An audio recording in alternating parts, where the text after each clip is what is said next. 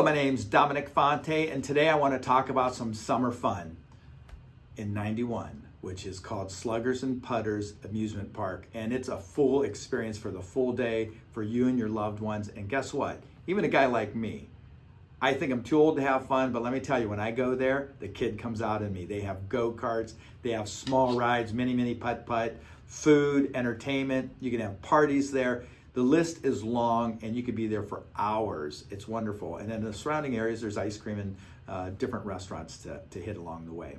So this is a wonderful opportunity to go. It's in Canal. Fulton. Location is 33333 Lafayette Drive, Northwest, Canal, Fulton.